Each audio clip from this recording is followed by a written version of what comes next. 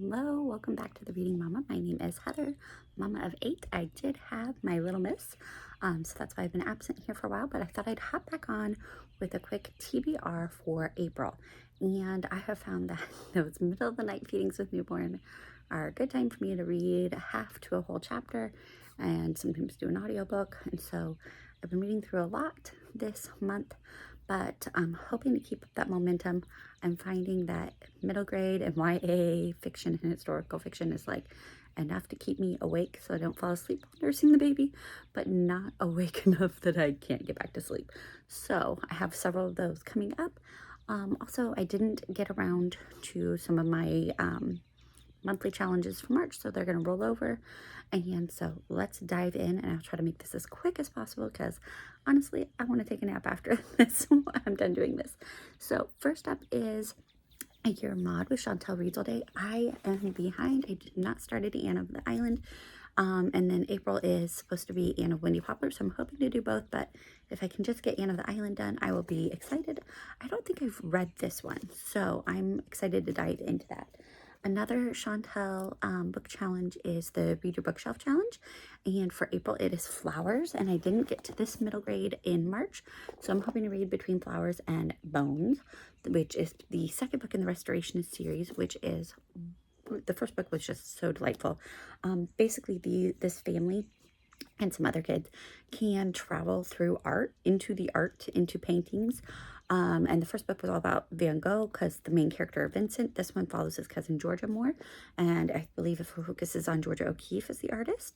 And then you have another boy here, Ravi. And so you're going to learn about them. And it's like a big kind of a thriller because there are some, I don't want to give anything away from the first book, but there are some family dynamics. You have some mystery going on, and you have a big syndicate, kind of the evil syndicate that are doing things to destroy the world, and the restorationists are trying to correct that. And so I'm excited to read this next installment of this book by Carolyn Leluglo, maybe. But it was wonderful. Then next up on my, hopefully, we'll call this a pile of possibilities because I don't think I'll actually get to all these. The Singing Tree, which is the sequel to The Good Master. I'm realizing I should probably have read The Good Master first. But this is by Kate Soretti. It comes highly recommended, and I don't know, we read her White Stag and I didn't love it. So I'm hoping this is better, but it follows after the First World War. And so, I don't know, I might go get The Good Master first. This is a library book, so I might get The Good Master and then come back to this one and follow that. Then, along with other books, this was going to be a pre-read for next year, but my daughter's already read it. The Length of a String, and this one is set in World War II. That is always going to be our favorite. But, yeah, okay, so I remember. It was about a girl who finds her grandmother's diary, and then so it goes back and forth between that, and she's an adopted daughter into a Jewish family trying to look for her history, and through it she learns about the story of her grandmother and the story, what she went through during World War II. So I'm excited to that. My daughter said it was great. It's a refugee book. We've kind of been reading a lot of those. And then I read Julia and the Shark last month, and so I want to read, which I really loved, the writer's style, and so I wanted to read a few more. I don't know that I'm going to love her writing. I think it's a little bit more magical-minded and darker than I like, but I want to give her other books a try. So I have A Tale of Wonder and Courage, The Girl of Ink and Stars. I mean, the cover is beautiful. Forbidden to leave her island, Isabella dreams of the faraway lands her father once mapped. When her best friend disappears, she determined to be part of the search party. Guided by an ancient map and her knowledge of the stars, Isabella navigates the island's dangerous, forgotten territories.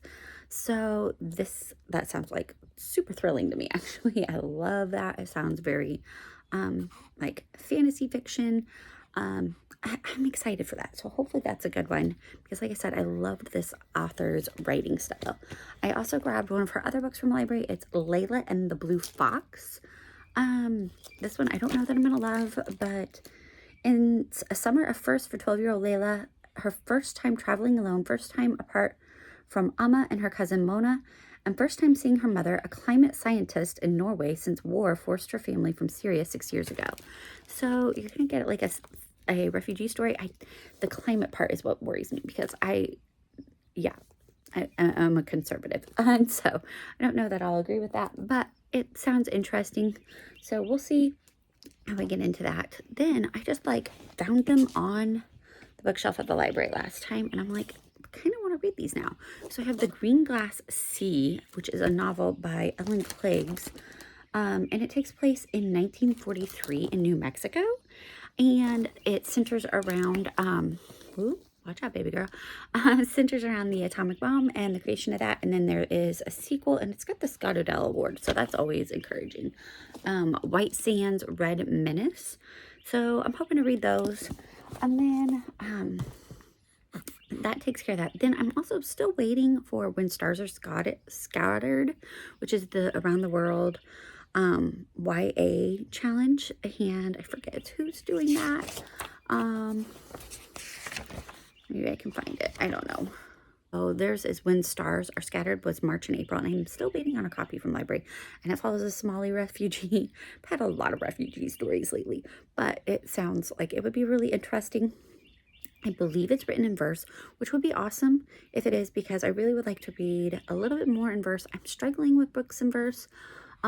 But April is National Poetry Month, and so I'm also hoping to add in a poetry book. Still figuring out what I want to do for that one exactly. Other books that I'm going to try to get to is I'm really still trying to get to For the Family's Sake. I'm going to finish hopefully very soon. I'm very close to finishing. Oh, I don't even know what it's called. Oh, It Starts With Food, which is the whole 30 book, but it has some really great knowledge in it, and I'm kind of annotating it, which is why it takes a little longer. It's very hard to annotate and, you know, deal with a baby. So I have that going on. Let's see here. We are going to hopefully, oh yeah, I have The Westing Game that I'm hoping to read. Let's see here. I finished Dune. I'm hoping to get a few other books off of my 40 by 40 done, but we'll see how that goes. They're a little bit slower to get to, just because the library books are calling and I'm trying to pre-read for school next year. So it's kind of a hit or miss on that. So I'm hoping to tackle some of that, but we will see. Maybe I'll pull out a Narnia. That would be a good keep me awake at night kind of book. I'm also reading on audio. I am reading, what is it called? A Chance to Die, which is the Elizabeth Elliot biography of Amy Carmichael. And so I'm hoping to finish that in April. And then I am debating whether or not I'm going to get the next Hunger Games book. I have it on audio right now. I don't love the reader, so that's probably going to go away, and grab a, see if I can grab the book. I feel bad. I feel like ashamed of admitting that, but I really love the Hunger Games series. So I'm going to try to grab that this next month. And then also I'm reading a couple of Steve Sheinkin's books via audiobook.